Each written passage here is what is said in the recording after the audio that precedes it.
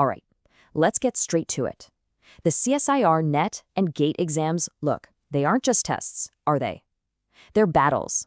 The stakes are incredibly high. The competition is fierce, and the syllabus is a massive battlefield. So today, we're not just studying, we're drafting your winning battle plan. Welcome to your official strategic briefing.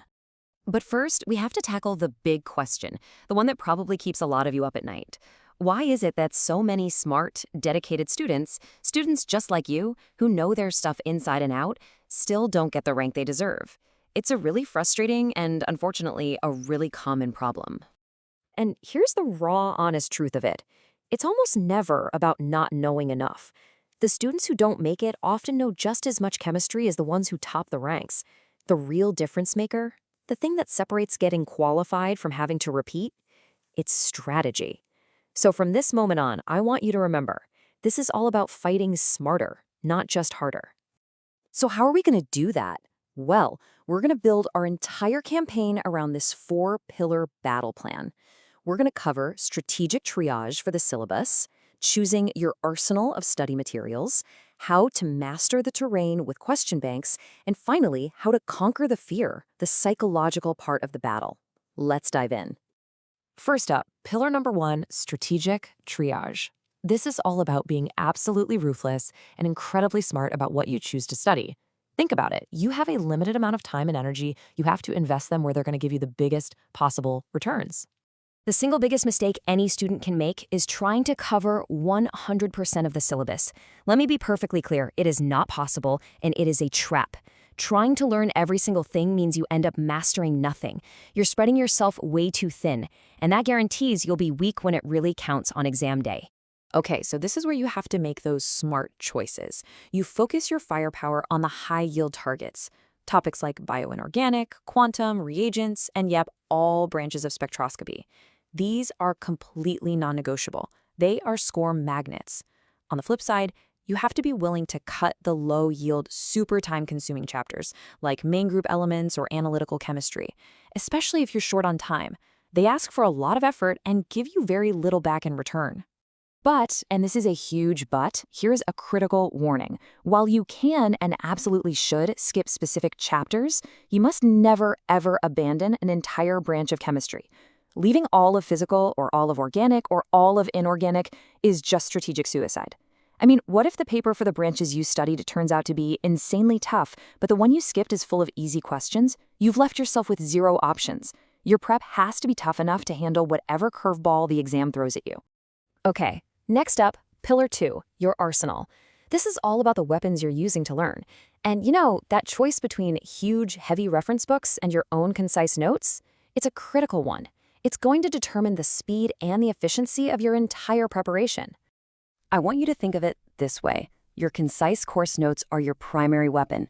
They're distilled, they're focused on the exam, and they are built for speed and revision. Reference books are not your main study material. They are specialized tools, right? For targeted strikes. Let's say you're a repeater and you're weak in collision theory, okay? Then you go to a book for just that one topic. Trying to read a reference book cover to cover in a 6-month prep cycle, that's a dangerous fantasy. It's a major pitfall. Now for pillar number 3, master the terrain. Because here's the thing. All the theory in the world is totally useless if you can't apply it when the pressure is on. This is where you stop being just a student and you become a problem solver. Your single most important training exercise is solving previous year questions, the PYQs. And not just from NET. The line between these exams has gotten really blurry, especially since they allow calculators in NET now. So you have to master the PYQs from both NET and GATE. This is what's going to expose you to the full range of question types and difficulty levels.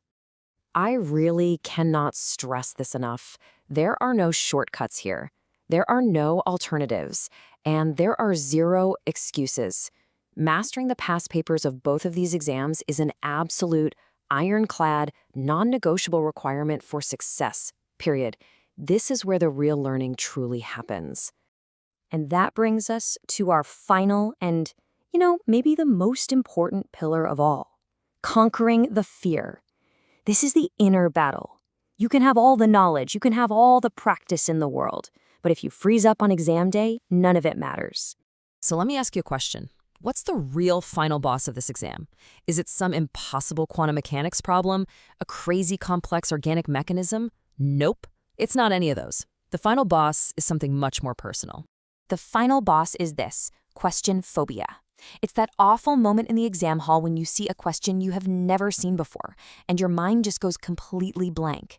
It's that little voice of self-doubt that whispers, "I can't do this."